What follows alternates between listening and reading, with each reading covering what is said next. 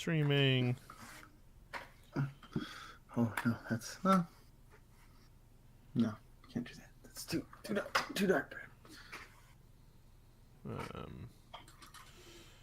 PAX East.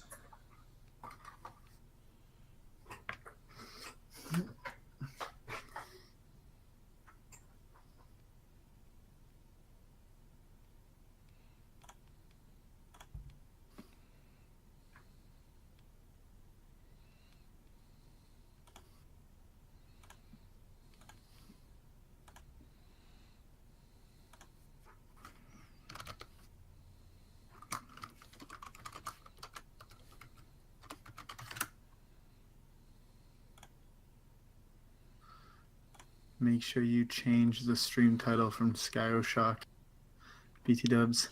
I'm changing it to pop culture propaganda gush about PAX East. Successfully updated your information, but did it? Oh. Yep, totally did. Okay. And I can tweet from here. That makes it easy. Nope. Delete. Okay, never mind. Copy the clipboard. Go over to Twitter.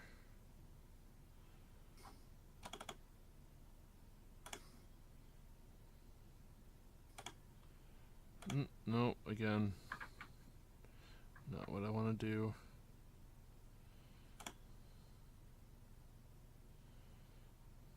Say something? Sorry, I'm just trying to tweet. Okay.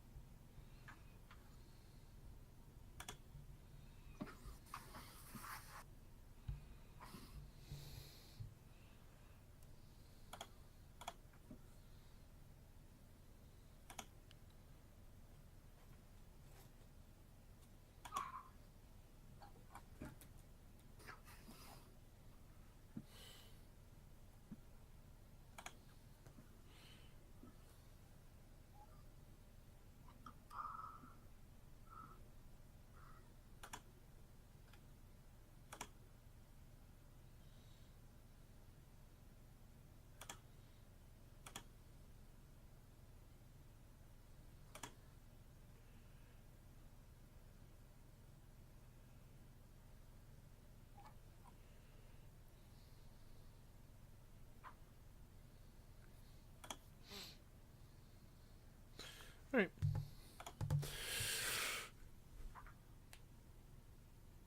Brad, are you ready? I think so. Is it under channel settings? No. I'm trying to find the hosting shit because I'm supposed to be hosting you right now. Huh. Hold on a second, Brad. Hurry. Everything went black. Oh, well then what's the problem? Nothing, you were staring at me all funny. Because you were staring at me all funny. Bullshit. We're good. It's just a lover's quarrel. Yeah, we weren't muting the mic, so the words weren't the problem.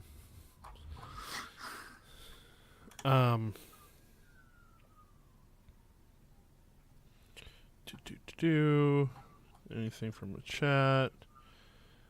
Nothing yet. We have 4 followers.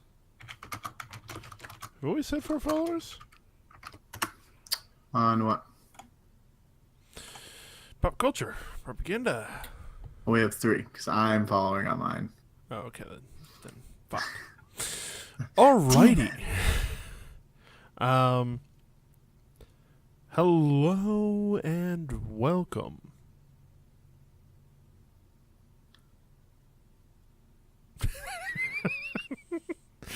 Robots. Brad's like, load podcast program.exe.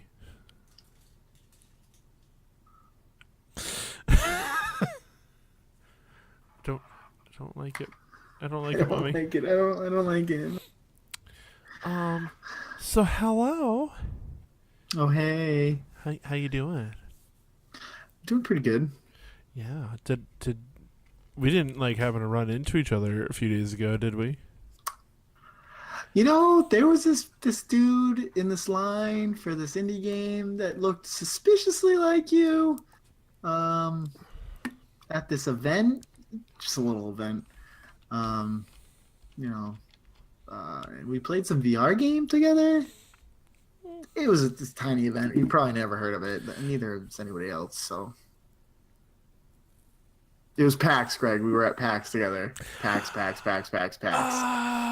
Oh, I had no recollection of the event. Bullshit. Before we gush about PAX, though, Brad,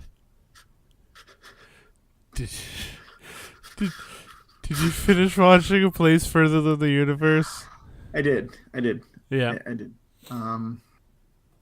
Greg, I'd like to thank you. For introducing me to this slice of life anime. It's not slice of life. It's not. It could be considered a slice of life. No, but if you're wrong. But anyways, continue. Your face is wrong. Mm. I enjoyed it a lot. It was emotional. I did tear up. I really liked the like you had mentioned in our last episode, with the quality of each episode being consistent. Yeah. I was shocked, especially since it was done by what, Madhouse. Well, that's why I wasn't shocked, but well, no, I was shocked that it was a Madhouse original. Like, it wasn't a manga adaptation or anything like that. Right. That's what made me like, oh my gosh, this is really good. So I'm rewatching it with Autumn. Yeah, per your request. She'll love it. I enjoyed it really well. I loved the opening, was really good. I liked the effects that they did too in that opening, like the simulated camera flares and stuff like that. Yeah, and that takes a lot of patience to do. Mm-hmm. It just made me feel like it wasn't just an anime. I guess, to really nerd out, it made me feel like I was there, or at least I was watching it. Well, for me, it made it cohesive with the whole like news report thing that they were doing. Mm-hmm. The OP was great because it managed to show off the characters of every single girl without just doing that typical anime like slideshow thing where like, Kazuki. And then she's got her head Correct. tilted, and she's got the twin tails, and no, there's none of that. Like each character wasn't Mm-hmm. a trope; they were Correct. a character. Mm-hmm. Fortunately, I can only remember 2 of the characters' names. Which, like, oh no, I no, no! I don't- remember 3. I don't remember the main character's name. Like, of all the people's names to forget, because there's Shirase, there's Hanada, and there's Yuzuku, but main character's name slips my mind. I wish I could tell you. I finished it last night. I stayed up super late. Yeah. I fucking love it though. Mari, Mari. they came to me. But it's good because I feel like each character had their own baggage to deal with. Mm-hmm. And Well, that was kind of the point. yeah, no, I know that's the whole point of the thing, but Well- it's also an adventure. Correct. But I liked that even though Mari was the main character, it was very obvious that Shirase was like the emotional. Mm-hmm. What's the word for it? Not crutch, but No, there's it's like a there's latchkey or something. something like that. Something key. Anyways, that she was pretty much the whole show was like, without her, we can't do this. Without Yuzuku, there's no 4 of us going to Antarctica. No one's going to Antarctica. Without Hinata, and Mari pushing, nothing's getting done. Right. And they showed that they showed their personalities really quickly in the opening. And Mother's Basement is the one who pointed this out to me because he breaks down these OPs to ridiculous levels. But when they're pushing each other on the stone wall, Which is like, hold on, can I talk about that for a second? That's an actual lighthouse in Australia. everything is an actual everything. No, but that's the first thing. I was like, I've seen this in like a book. Yeah. And I flipped through and looked it up, and then I watched a few reviews on lunch today. I was like, oh my god, these places actually exist. Holy shit. Like Yep. the amount of detail in this anime. The Singapore residents of Singapore were so convinced that one episode was paid for by the tourism board of Singapore. Like it was No, you paid us, right? No, you didn't. no. There's It wasn't us. screen flash a little bit. God, the attention to detail is ridiculous. The consistency with the detail in both the writing, the everything. It's just really fucking good. Yeah. There's a few problems with it, but like overall, this is an anime I think I could recommend to Anybody. non-anime viewers, and they'd Totally. yeah. You totally could. I was extremely happy to watch it after hearing all the good things you had to say about it. Yeah. 10 out of 10. Here's Ni- my thumb. 9.85 out of 10. Really? You wouldn't No, think that it's it was fucking 10 out of 10? fucking 10 out of 10. So say, that's what I thought. That's what I thought, Craig. Cynical bastard in me can't give anything a 10. I ain't doing it. It's not perfect. That's like problems. It's nitpicks at that point. It's like, does it though? No. I mean, it it does. Like, I definitely was. I don't want to spoil the end. I really do. Like, this is one of the ones where I'm like, no, I don't want to fucking spoil anything. No. Except if anyone's curious, no, they do make it through to the end. I'm gonna give that one away because I know there are some people that. Well, I can't watch it because they're probably gonna die. Yeah, but no, that's. Don't worry about that. Doesn't happen. It's not that kind of anime. It's not Attack on Titan. Ooh. Yeah, we're not gonna go there. What are you talking about? The manga? Are you talking about the? Listen, Brad. I'm not. No. I'm not. Because I'm caught up on the manga. Okay. You know, I know what happens when they get to the basement. Huh? I know what happens when they get to the basement. Oh yeah, that's once you know that you're like, all right, I'm done. Yeah, pretty much. I was like, yeah, makes sense. Huh. kind of. I think it doesn't make sense, but like, all right. Like, I accept it. I'm done now, though. Um, fuck anime. We're talking about video games now. Yeah. So the first thing I want to start off with, look at this pin I got of this anime game. I have more pins now. About bad dreams. Yeah. I have more pins now, everybody. PAX East 2018. Yeah, we went to PAX. First off, Greg, this is like what, your third PAX? Fourth? No, I stopped counting. This is like Well, what number PAX East would this be for you? fifth. Okay. This is my first PAX East, everybody.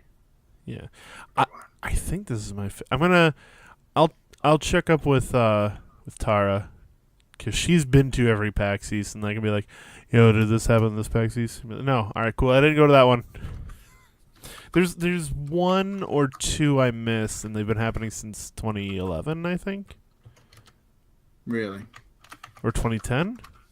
I can't remember when the first one was in the Heinz. I went to that one, and then I went to the one immediately after in the BCEC the first year, and I went to. I think I might have skipped the one after that.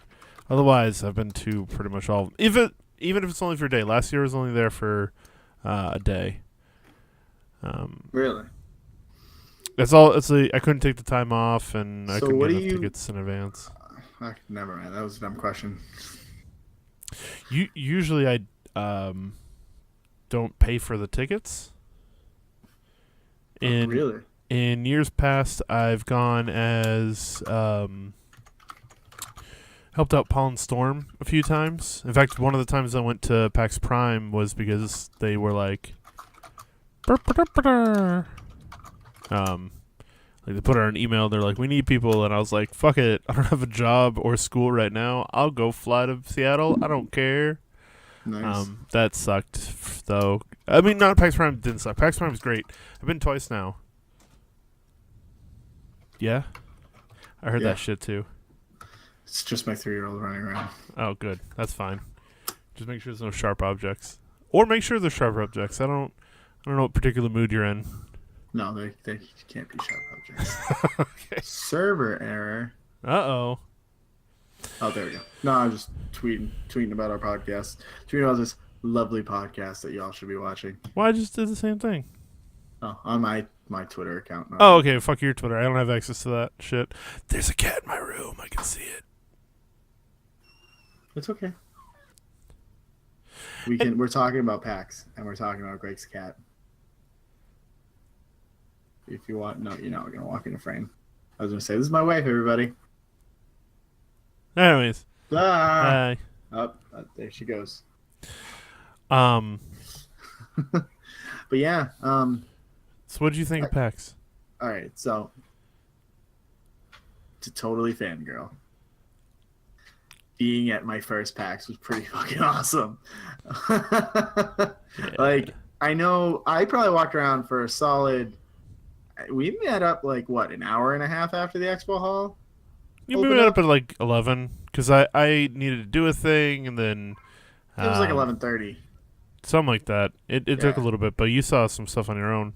I did. I played two games on my own.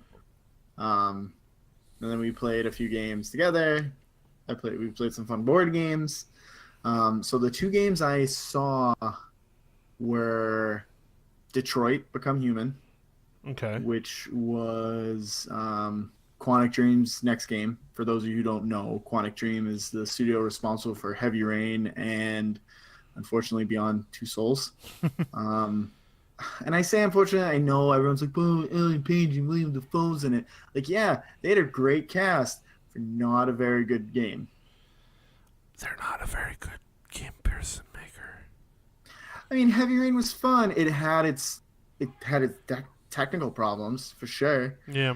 The storytelling was, the story kept me and the group of friends I was playing with, because I only played the game when I had 3 or 4 people in the room. To like, I was like, all right, guys, make the decision for me. Like, what, am I gonna fucking kill this detective or am I gonna kill the dude who's fighting him, type of thing.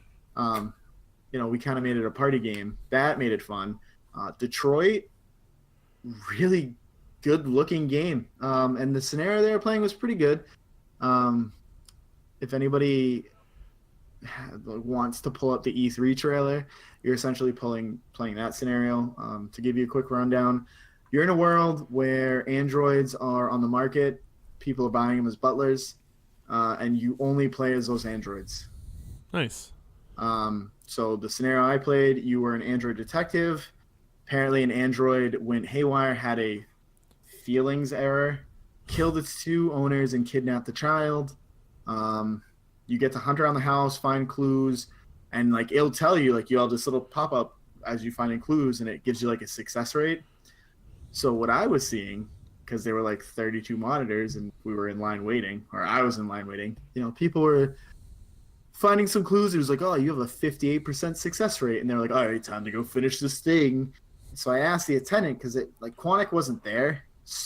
PlayStation brought it. Like, it was at the PlayStation booth. Mm-hmm. So I asked the guy, I'm like, how long do we have with this demo? Like, these guys are doing it in like 10, 15 minutes. Like, I'm really looking forward to this game. And the guy's like, oh, take as long as you want. We have 32 monitors here.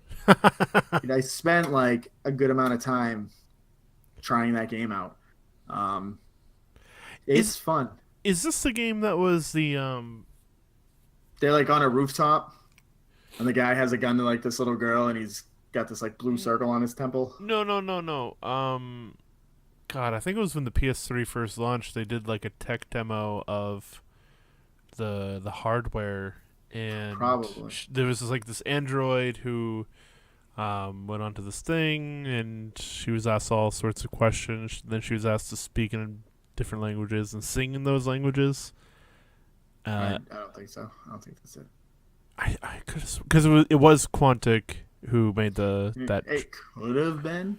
The thing that kind of blew me away, because Quantic Dream is really known for like having a distinct separation between cutscene graphics and gameplay graphics, especially when they're like debuting like E3 trailers, like Heavy Rain's E3 trailer. Everyone's like, oh, good, and then when the game came out, they're like, oh, this is not as good as it should have been graphically. Yeah. This one played very, like, the graphics were really good. So that was really fun. And then I checked out, I didn't really play it all that much. I played it for like 5-10 minutes before I was like, all right, this line's getting really long. Sleep Tight. Sleep Tight? Yeah, that's what it's called. Sleep Tight. Okay. And? You didn't see it there? No. All right, so it's a tower defense game. Okay? You're playing as like a 5-6-year-old kid. You are the tower, and you are defending yourself against the monsters coming out of your closet. Oh. So you are building like pillow launchers and super soaker squirt gun turrets and shit like that.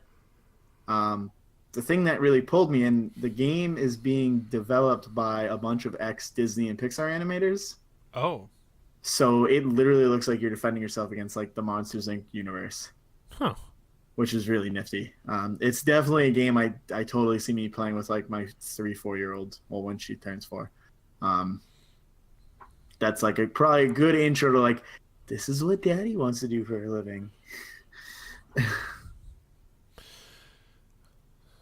Yeah, I didn't see. There's a lot of stuff at PAX. Yeah. Like, there was. one thing I find is I don't mind not seeing everything, because you'd go fucking insane. Oh yeah.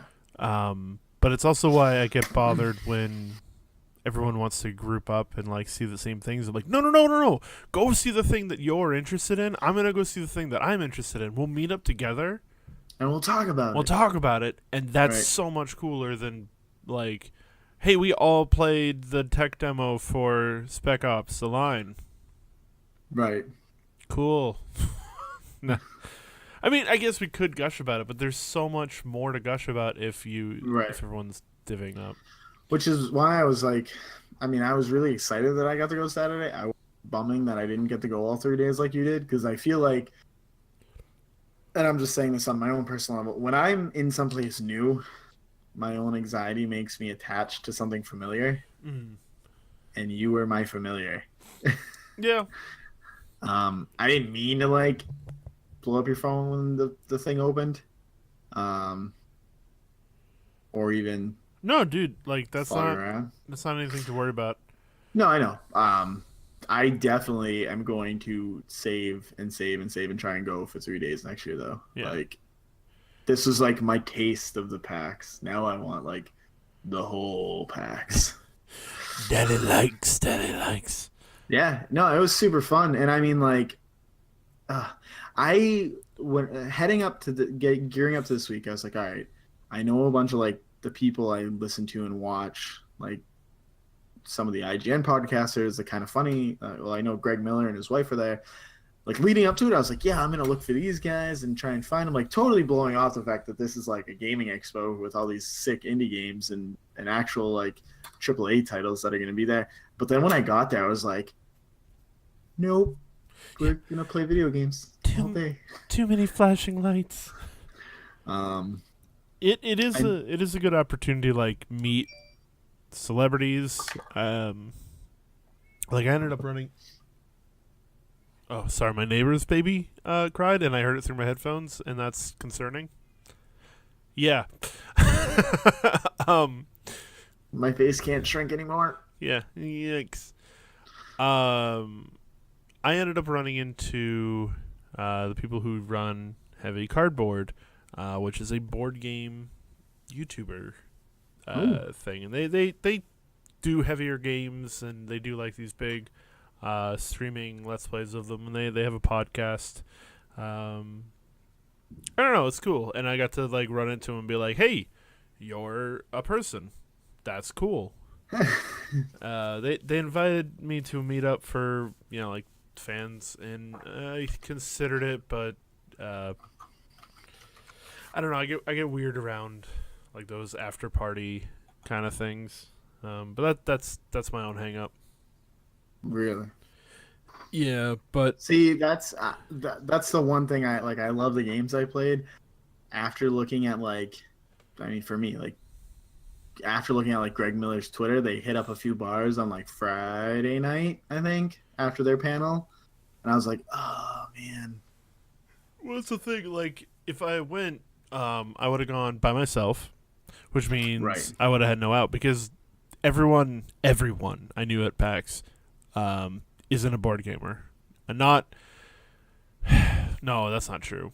Plenty of people I know are would consider themselves board. Anyways, the point I'm trying to get at is most of them don't know who Heavy Cardboard is, and even if they did, it would be in a like, oh, yeah, I've seen that before. Not in a like, yeah, let's go hang out with them for a few hours. And I know me, and I know I'd be able to like make friends and make connections, but I was just like, I've been doing that all day. I don't want to have to readjust. We got to learn a new board game. Speaking about board games, Oh Greg. yeah, shit. Can I explain it? Because I love explaining it. That's fine. I bought it, by the way. You bought Root? We didn't play Root. Oh yeah. What the hell did we play? We played Kamigawa. Oh, we played Kamigawa. Oh Yeah. yeah. I bought it. I- $20. I taught a group of cute girls how to play it later. Yeah, How to play that later? How to play that game later. They were That's awesome. some enforcer was like boo boo boo, showing like trying to show them how to play the game, but also was reading learn it. straight from the rule book. Yeah, and I And was, you were like, hold the phone. Me and my boy just started playing this, Yeah. and let me show you how it's done. and it took a little bit of effort, but like it was fine. Yeah, no, it's a cute little game, but that's been out for a while. Yeah, you and I didn't get to play the other ridiculous board game. No. What? Game of Thrones? Because we Root. didn't play that either. No, we didn't play that. We're not going to play Game of Thrones. That's not going to happen. Root is this game I played that I obsessed over for like the whole weekend. Pretty much before going into PAX, I knew that Letter Games was going to be there. and they made Vast before, and they kickstarted this game, and I was like, oh shit, I have to get this fucking game. I really have to get this game. But I couldn't afford the Kickstarter at the time, so I didn't. But I heard they were going to be there, and I was like, oh, cool, I'll check it out. Like maybe it's good that I didn't Kickstart it, because maybe it's crap. Right. It's not crap. It's fucking beautiful. So, the whole thing with Root is it starts as this asymmetric setup. It's completely asymmetric the whole way through. All 4 players are going to have a completely different role. Now, before the game has a little bit of story that sort of sets up the roles a little bit. Mm-hmm. The Marquis de Cat came in to this woodland area and conquered everything, pushing back the Eerie dynasty, which is a family of birds. So the Marquis has set up keep, like in one corner of the map, and spread out at least one unit to the rest of the map, except for one corner, which is on the opposite end, and that's where the Eerie is. That's where they are still holding strong. Okay. And essentially in a 2-player game, it's just a back and forth between the Marquis and the Eerie. Just Marquis is trying to hold on to their land, and the Eerie is trying to take it back. And they both play completely differently. The Eerie puts down cards, and they're very orderly and very precise, and they must do things a certain way. Whereas the Marquis de Cat faction is more utilitarian. Every turn they're going to get wood for every sawmill they have, and for every workshop they have in a certain area they can craft this, and for every recruitment center they can recruit here, and every thing they have they can do this. They have a little bit more freedom in what they're allowed to do, but they're only restricted in how they can do it. Whereas the Eerie is the opposite. They have to do these 4 things, but they kind of get a little bit of freedom into where they do it. Okay. And there's some other stuff at play too there. But then you add in the 3rd player, the Vagabond. Now, unlike the Eerie and the Marquis, who control armies and warriors and units and hold on to fortifications, the Vagabond is just the Vagabond. But since they don't command an army, the way that they do their actions is by using items. And how do you get an item, say? Well, you craft one. But you're a Vagabond. You don't have any workshops. You don't have any roosts that you can build shit in. Right. So you have to rely on the other 2 players to craft items for you. Now, they can't use the items, so they're pretty much just crafting them for your use, which seems unfair. What do they get out of it? Well, they get points, which is nice, but you give them a card, and they give you the item. Okay. So it's basically like this weird economy system going around where the Vagabond wants to help everyone out, but it also doesn't really want to help anyone out. Because if it helps someone out too much, that person can end up winning. But if it helps someone out a lot, they become allies. And when they're fully allied, the Vagabond can take your units and fight with them. You don't get a choice in this. They just fight with them. It's hard for the Vagabond to do this, but if they do, it can like really fuck shit up. And then you have the 4th faction, Yeah. the Woodland Alliance. Those sound like elves. They're more like Robin Hood. If Robin Hood were elves. They start with nothing. Absolutely nothing. They have no units. They have no territory. They have nothing. Okay. But they can garner sympathy. Please feel sorry for us, me lords. Yes. Now give me your shit. Yeah. Yes. 100%. So Okay. I want to be them. So you're Robin Hood, right? And you're sympathetic in this one village. Yeah. That fucking hurt. If the Eerie or the Marquis march into that village or attack in that village, even if they don't attack... Oh, no, I'm sorry. I'm saying this wrong. If they march into that village, they have to give you a card. Mm-hmm. If they attack your sympathy unit, they have to give you a card. After a while, you can use these cards, and these cards become supporters, to either gain more sympathy or start a revolution. And when you start a revolution, it's just you succeed. There is no dice roll. There is no like ifs, ands, or buts. You completely wipe that area of units that aren't yours and replace them with your units. You really fuck people over, huh? You really fuck people over hard. And Okay. the special ability of the Woodland Alliance is that if they are in combat, they win ties. Yeah. They basically can't lose in a fight. So yeah, I want to be them. Yeah. No, you don't. 'Cause it's... No, I do. Well, you do. But also the Marquis gets a shit ton of power. And also the Eerie gets a shit ton of power. And also the Vagabond. I just want to win all my fights. Yeah. It's great. You have this just this race to try and take over the whole game and try to get the most points as fast as possible. With each having their own like rate of growth that like the Marquis starts high and then kind of dips low but then plateaus. Right. Whereas the Eerie is the opposite. It starts low but dips fast and then plateaus. And then you have the Woodland Alliance that just kind of sneaks in and then fucking takes over. It's totally me. And then you have the Vagabond. Like, the Vagabond will never get stronger than where they began, but they'll have more options as the game goes through, which, again, doesn't give them more power. It just makes them more interesting. The interest with the Vagabond comes in the kind of Vagabond you decide to be. Okay. Where a lot of them get special powers where they use one specific icon that you only have one of. Mm-hmm. You can use it once per turn to, like, do a thing. Some of them are, like, steal from another player or whatever. But Be a dick.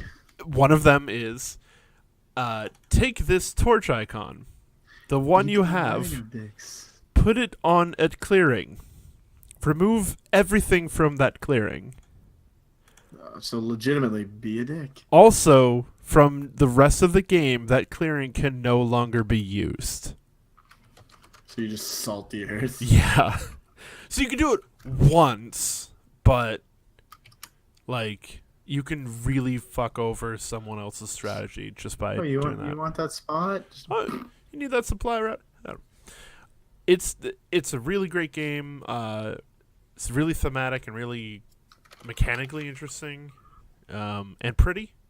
Like, we were using a prototype version, and I was like, I wouldn't care if this is all we had. Right. But yeah, I don't know. Enough about Root. Sounds like you had fun. I played a couple of video games that I fucking loved. I think Sunday morning. So remember Valhalla? We waited in line, and they were like, "Yeah, it's gonna be an hour and 45 minutes before you can play." Yeah. Yeah, no, no. We came back. I came back though next morning. It was the very first thing I did. Was it good? It's that pin right there. I see that. Was it good? As soon as I finished the demo, yeah, the person asked me what I thought, and I handed them $10 Really? because they were selling the Steam code right there. I was just like, sure. Fuck. Yeah, I think it might still be on sale, but you'll be paying $10.34. As I open up Steam right now. Yeah, you're gonna look up VA-11 HA11-A. That's my biggest criticism of this game so far is the name. You say Valhalla, but it's $14.99 right now. it was $10.34 when I got home on Sunday. It is not $10.34 now. Well, that's unfortunate, but still, That's fine. I totally gonna buy this game for $14 come tomorrow when I get paid. because this game looks really, really good. It was really good. So what it is? What's the full title? Cyberpunk Bartender Action Yeah, Valhalla. Yeah. like it just looks so good. I'm going through screenshots right now. So it's a visual novel, which poof, for a lot of people. But okay, Dude, fine. shut up. I This think looks good though. visual novels are not Coming a inherently long bad. way. Well, no, visual novels have a bad rap because of the porn, because of porn. Yeah. Wait, what are they called in Japanese, Greg? No, this is different. kidding. They're called this. They're called dating simulators. Yeah. Yeah. Remember Hentai Simulator on Newgrounds? Yes. That was a quality game. And also porn. And also porn. We were 13, so it was like, yeah, this is great. I fucking love this.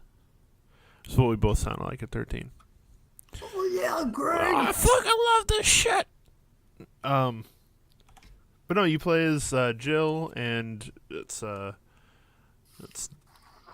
I think It's that's super dark. yeah. Well, it's really dark. There we go. Get the light. There you go. That's Jill, and that's Anna Graham. Anagram. Yeah. But it's spelled Oh, boy. Gream, so I'm sure it is something else. But I'm not gonna figure that out right now. But yeah, you play as a bartender, and you go through the dialogue options and how you make the drinks, whether you make them well or you make them without alcohol or too much alcohol or whatever. Yeah, it that changes the whole narrative. It's really ridiculous. So you could effectively just get everybody lit all the time. Sort Like of. So like summer? the very first thing that happens is Anna walks up to you. She doesn't say anything. She just says, I want a drink. And the character remarks how she is like, "Are you even old enough to drink?" She goes, "Yeah, ever since I've been old enough to chew food." Yuck, yuck, yuck, yuck, yuck. So she asks for an alcoholic beverage, but it is a kind of alcoholic beverage that can be made without alcohol, like Shirley Temple or whatever. Mm-hmm. So your options are pretty straightforward: do or don't make it with alcohol. Now it seems straightforward that your option is just put alcohol in it because you're a bartender. But you can try it without it. I put the alcohol in it. I wanted to see what happened, and she kind of chastises you. She goes, "You didn't think I was old enough to drink, and you put beer in it, or you put alcohol in it anyway." She called you out. Yeah, that's the thing. She'll call you out for it. The people will call you out for it. It'll change it up. I'm gonna find a time to play it. I might start playing it tomorrow. I don't know. I'm probably gonna totally if it's a short-ish graphic novel. Oh, I don't know. Yeah. There was also Tales of the Neon Sea, which is this like film noir style puzzle adventure thing, point and click adventure. I think they're called.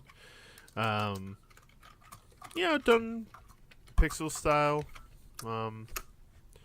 It's really cool. Really methodical and slow. It's not out yet, but the developer seemed really cool. I don't remember the name of the developer though. I should have wrote that down.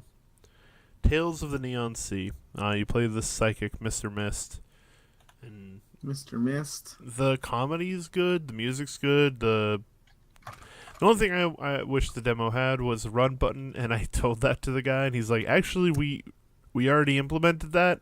We just don't have it in the demo copy, unfortunately." Yeah. So they knew that was a problem. I'm looking it up right now. Yeah.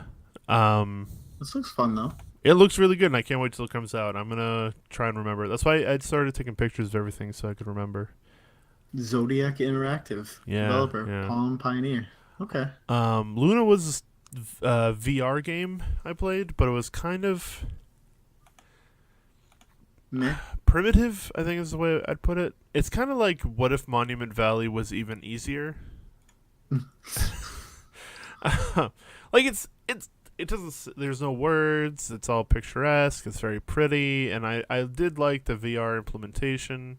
I especially like the fact that there's like this pool of still water, and if I moved the controller through it, like ripples would appear, no matter the scale, which was neat. But that's a minor thing. Right. It's pretty, and like as a tech demo for VR, it's good, but I didn't really feel like there was too much to it. It's definitely the kind of game where you use to like unwind or use for a kid who's trying to learn spatial cognizance or something. It has its purpose, and if it's not expensive, then I would recommend it, but I don't know the price. Right. There's We played a game together. We did, and that was VR. Do you want to explain that one? Since I've been Yeah. talking for 30 years. 30 years, 30 millennia. Yeah. So where I met Greg, as I looked longingly into the back of his head before I texted him. No,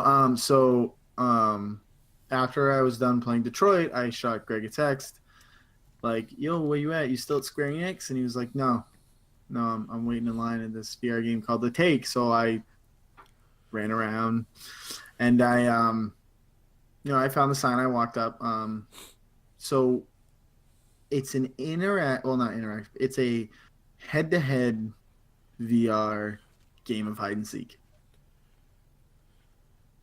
which sounds really like you're playing a hide and seek sim, but so the premise of it is player one puts on the VR headset,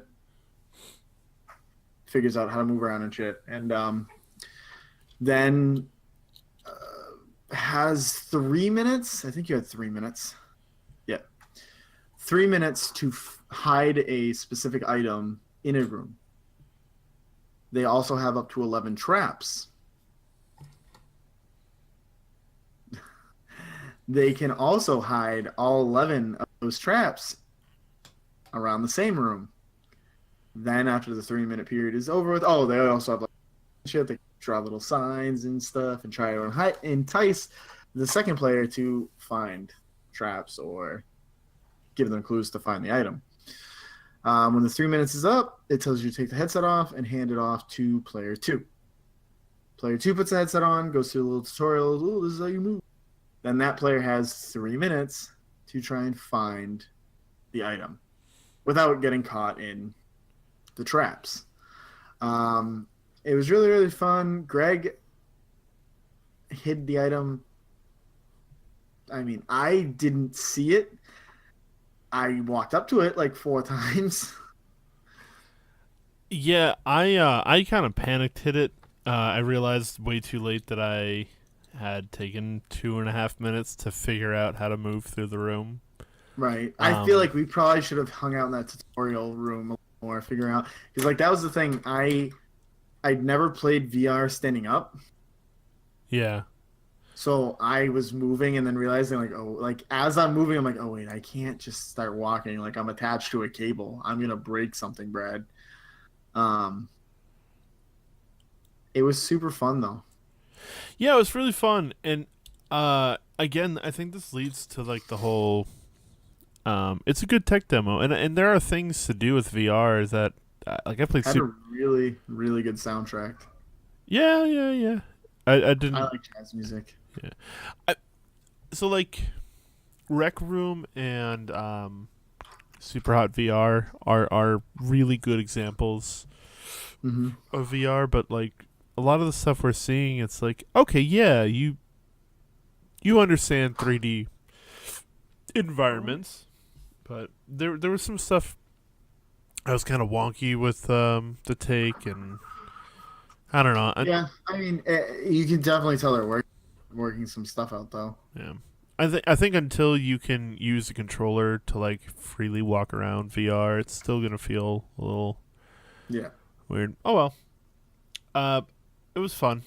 The people were really hyped about it. I think every VR line, no matter what level of quality, had a huge line.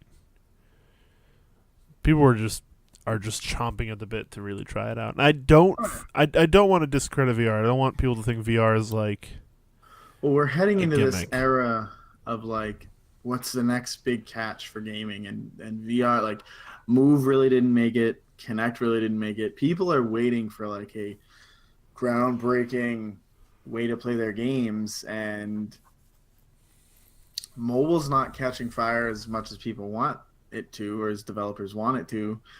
So I think VR is that perfect, like, oh, this is new and hip, Do you and remember? stuff like that. Do you remember 5 years ago when they said that the mobile market had killed the console market, Yep. and everybody who actually plays games was like, no. Although I would play one game on my phone, What?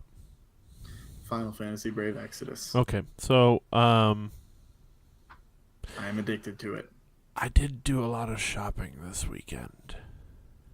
I didn't. I was proud of myself, Greg. I didn't spend a goddamn dollar at PAX. I intended to spend money at PAX, and I did. I did. I like a did too. Like, I motherfucker. brought I was like, I budgeted out $100. I was like, I can spend $100 at PAX. Oh no, I spent. I'm not gonna say what I spent. So You got your Stardew Valley pin. Stardew Valley pin, Catherine pin, Night in the Woods pin, but now this pin though. So this pin is from 2015, and I didn't think it would be around, but I guess Supergiant had them. And then this one, That's I didn't. that's awesome. I didn't buy. They gave it to me. This is for Valhalla. They gave it because they were like, "You played the demo. Here you go. I know. I was super jelly. Here you go." I'm like, "Oh shit! All right." I got my Catherine shirt.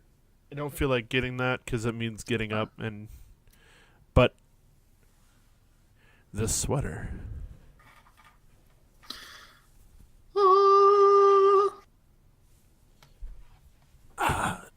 Oh shit! The sweater is amazing.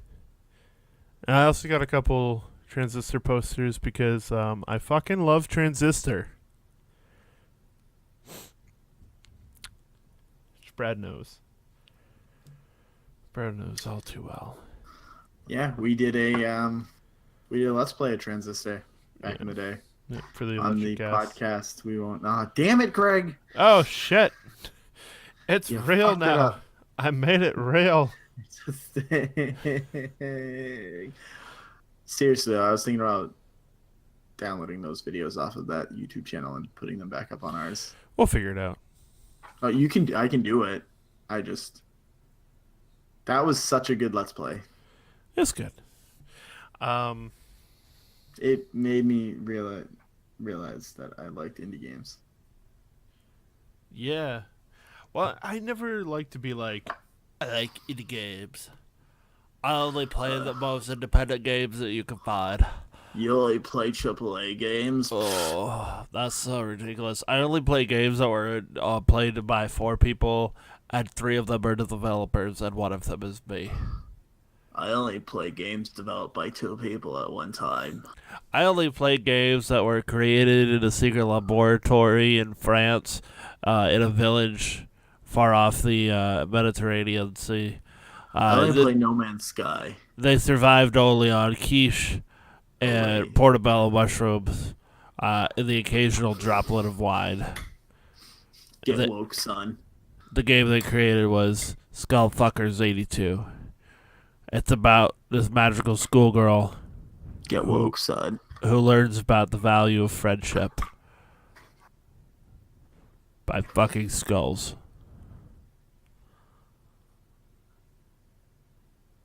What were we Say it. talking about? Oh, speaking of, I only play the most indie of games. No, Sunday I met up with Joey. Did you? Yeah, Oh, man. Now Joey and I, are kismet when it comes to this sort of thing because we both have the same attention span and the like, hey, is this okay if we do this kind of thing? But we're quick to make a decision. Right. And once we make that decision, we go to it. So like lunch, we're like, hey, we're both hungry. Cool. Where do you want to go? I don't know. We know this place. Let's go to that place. Cool. Great. Awesome. There is no like, oh, I don't know if I want Chinese right now. I just had Chinese last night. Oh, fuck it, I'll eat Chinese all 4 days. Like, let's just go eat. Nom, nom, Nom, nom, nom, nom. nom, nom. Although, side note, Jimmy John's, first time eating there. Awesome. It's pretty good. It's pretty good. But we're not talking about the food we hit at PAX. Because it's We just should food. we should do a segment about food. No, we shouldn't. Remember, we should never do a segment about food. No, we shouldn't stretch a segment about for fucking 16 episodes. That's true. So no, we basically were just like look over people's shoulders and be like, "Hey, what you playing? Do you like that? You like that game?" That looks nice. Yeah. I think the only game we actually committed to is called like Pig Eat Ball, and it's this dumb little like dual stick shooter game. But there's like 4 of us playing at once, like it's a arena shooter kind of thing. But you're not shooting. What you're doing is you're trying to eat tennis balls. And if you bump into someone else's butt, they'll throw up. And when they throw up, all the balls that are rolling around everywhere are going to roll in the vomit. And if you eat the vomit balls, you'll throw up. It's a cascading thing. It's kind of a gross game, but I thought it was funny. So is General Joust, but I play that all the time. Yeah. I don't want to hear what you and Autumn do in your bedroom. No, I do it by myself. Yeah. Anyway, The dick goes up in. Brad, I'm you're a horrible sex ed teacher. yeah. But no, Joey bought a lot of records. That was fun to watch, actually. It was fun watching Joey spend his money. No, okay, so I kind of wish I bought that fucking Steven Universe, yeah, because it wasn't there when we went back. Fuck. I'd show Joey the. It was $100 though. It was 50. No, it was like $100. No, it was 50. No, it was like the most expensive thing they had there. It was $50. I have a picture of it with the price tag at 50. Was it above it? No, it was below it. God, all right, yeah, it was 50. Shit. Anyway, That's why I was like, "Fuck, I should have bought it." Anyway, so no, Joey was like, Joey hadn't even brought it up.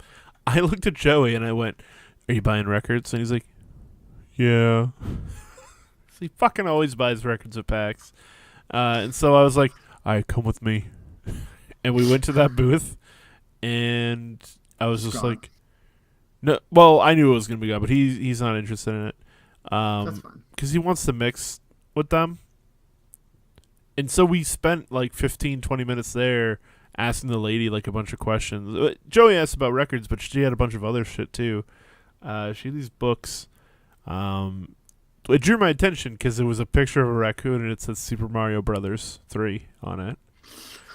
And I was like, what is this? And, Excuse me, what do you have right here? she explained it's part of like a multi-book series called Boss Fight books, and they're all kind of like essay books Yeah. about their own shit. And she said one of them was about Final Fantasy V, so I'm gonna have to buy that one. I like 5. It's really good, and It's been a while. I haven't played 5 in a very long time. I played it last summer because of 4 Jobs Fiesta, and I'm gonna play it again this summer. I'm gonna stream when I play that. You're gonna have to re-explain 4 Jobs Fiesta for me because I want to get in on this. Because it's been a while since I've binge played the Final Fantasy series. All right, so I'm gonna do this as quick as I can.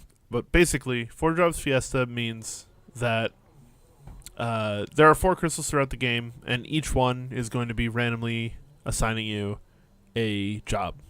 Okay. Via this like algorithm that some company is doing, and it's all a charity stream. So like, wee charity, yay! Right. But I do it for the challenge because I don't raise anything really, realistically. But yeah, basically at each point you get crystal jobs, and then you're like, I beat the water thing. What do I get for jobs? And then it's like, cool. Now everyone in your party's a thief. What else? Nope. Everyone in your party is a thief. Okay. I beat Earth Crystal. What do I get? Okay, cool. Now at least one person in your party has to be a blue mage. Okay. Like, and that's the whole thing. And you can get some really ridiculous combinations, or you can get white mage for the first job, and it fucking blows for a while. Or you can get black mage and also equally on the other hand blow because you So run out wait, of magic. is this in all the Final Fantasies? No. This is just for Final Fantasy V.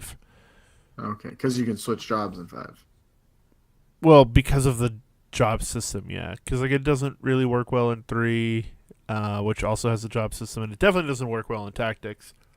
5 is like just easy enough and just accessible enough Mhm. that you can probably beat it with any combination of any magic. You can team. probably do this. You can probably do it. You might not, because I know there was one person in our group who couldn't do it with their Really? combination, and their team party comp was one like job different than mine, and you just couldn't do it. But I had a monk and a bard, and apparently those two. So, monk and bard by themselves, monk and bard together, I'm gonna punch the shit out of everything. It's gonna be great. Cause I don't want to get into that. Anyway, PAX is Anywho. great. I don't even think. Oh, and all the cosplayers. I love going to PAX for the cosplayers. The cosplaying was sick, dude. Yeah. Now the cosplaying isn't as big a deal in PAX. You go to Anime Boston, and it's the inverse. Like you're the weird one if you're not dressing up. But PAX East has a lot of really high quality cosplayers and people who are just getting into it. And like I don't want to knock people who are just starting out. And like I think if you're just starting out with cosplaying and all that, like keep at it because it's a hard thing, but it's fun. Even if you're like don't compare yourself to anyone else. I don't like doing that. For a personal metric, sure, fine. But for like a anxiety-inducing panic attack metric, Right. there's no point. Like, just have fun. Mm-hmm. You don't have to be. This is the one that always bothers me. You don't have to be the body type of the person you're cosplaying as, because it Correct. is almost impossible, especially if you're cosplaying anime. I like dressing up like Lupin the Third because I like the character of Lupin the Third. I identify with him, but I'm not 6'4" and 12 pounds. Like, But you are dashingly handsome. thank you. I have thought about doing cosplays like that. I could do like Professor Right. Quirrell from or Quinn from Sliders. Okay. Do you know who that is? No. John Rhys Davis plays like a big professor dude. He's got a beard. And he's got a gruff voice, and I can't really quite do it, but I could with some practice. 4 people would get it, but it's fine. Are you talking Sliders? That's that sci-fi show? Yeah, with Jerry O'Connell, Yep, John Rhys Davis. Yeah. Okay. It's been a while since I've seen Sliders, so Yeah, me too, but I fucking love it. And like I went back to it like a decade ago. It didn't hold up very well, but I still watched every episode. I still like it. Like it's a quirky thing. I don't know. It's like the '90s version of Quantum Leap. right. Because he had the white guy, the black guy, the girl, and the fat guy. Like every, I don't know. PAX was fun. I highly recommend going to PAX East and PAX Prime. PAX Prime is a whole different beast than the one in the East. Or PAX West. I think they call it PAX West now. It's West now. It used to be PAX PAX Prime. Prime. I still call it PAX Prime, but PAX West because it's the best. PAX East, it's a beast. They're two fundamentally different things about them that you need to understand. The BCEC is located in the Seaport district of Boston, which has fuck all. If you are making under 100,000 a year, like it's an expensive part of town. Right. And even then, it's still spread out really far, and a lot of stuff is shut down on the weekend because it's like a Monday through Friday kind of operation. But BCEC itself, when you're actually in the convention hall, first of all the expo is one room. Yeah. Most It's things are one room. And like, if you need to find something, it is either in corner A, corner B, corner C, or corner D on the ground, first or second floor. It is manageable. It is hard if you need to get from one side to the other. That is kind of a pain in the ass. There's that sky bridge which helps, and there's escalators everywhere. But for the most part, it's organized at the very least. Then you go to Seattle. And I forget the name of the convention center. It's like Emerald City Convention Center, I think. The ECCC. It's chaotic. PAX West is spread out through 3 or 4 different buildings that are like miles apart from each other. Not miles. One building's a distance away. The expo hall itself is kind of split up into 2 big rooms with a little room in between that they call like the Sky Bridge, and then there's another room for all the indie games. And then if you want to go to the tabletop area, well, there is a tabletop room, but then there's a tabletop room across the hallway that's still the tabletop room, but this one's just for tournaments, so just make sure you don't mix it up with the free tabletop room, which is different from the tabletop room. Yeah. And it's kind of spread out all over the place. You can get lost real easily. Have you ever thought of going to like Unplugged? No, because I don't want to go Philly.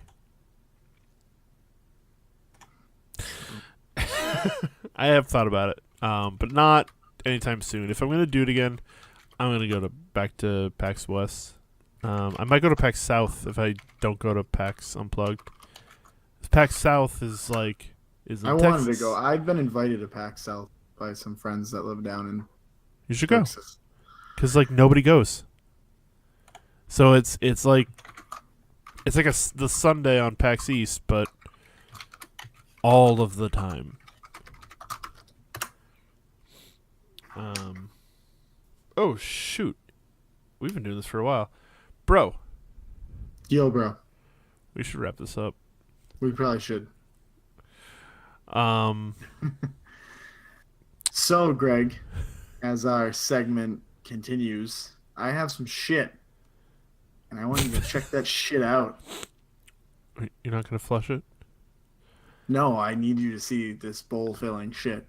Gross. Dude, you talked about that for a whole podcast. All right. on the Anyways, Okay? No, So- you're never living that down. So yeah, I was given a album to listen to, and it's on Spotify, by a friend who is a mutual gamer. He okay. enjoys the video games. Hold on, I'm trying to... Where the fuck did my Spotify go? I was going to pull it up, not to play it, but to make sure I had it all right and dandy. All right, there it is. The album and the artist is called Big Bad Bosses. Okay. And it is... The intro track is done by Eagle Raptor of Game Grumps. Wait, you said Eagle Raptor before. I was talking to my phone. Oh, And then okay. I just hit send. Ego Raptor. Yeah. Okay.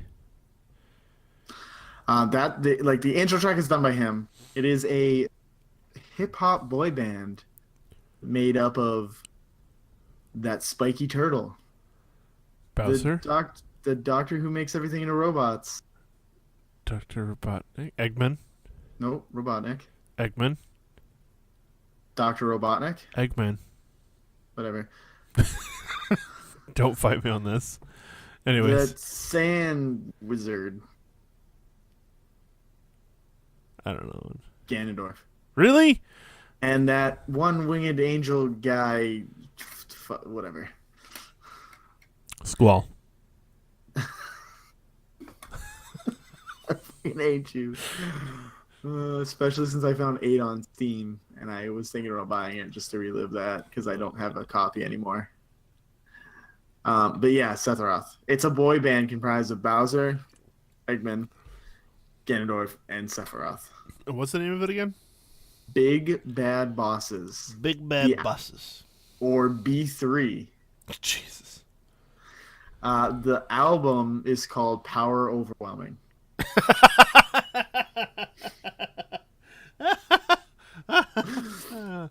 It is a 15-track album. It's hilarious. Power. There is, I will tell you, song number 4 is called Eggman. Ha! Motherfucker. But yeah, I would love you to check out B3's Power Overwhelming. Yeah. It's loading. All right, I'll do that later. right. All right. Thanks for watching, everyone. I want everyone to admire my nightmare eyes just for a moment.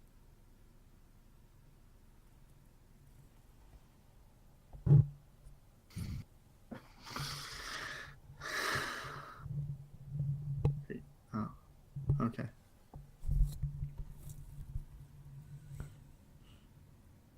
Thanks everyone for watching. Good night, everybody. Follow us on Twitter and Instagram and Facebook. Like our photos. Tons of cosplay photos. Bye. Bye. Shit. Did you stop recording? No. Shit. No! Everything's ruined.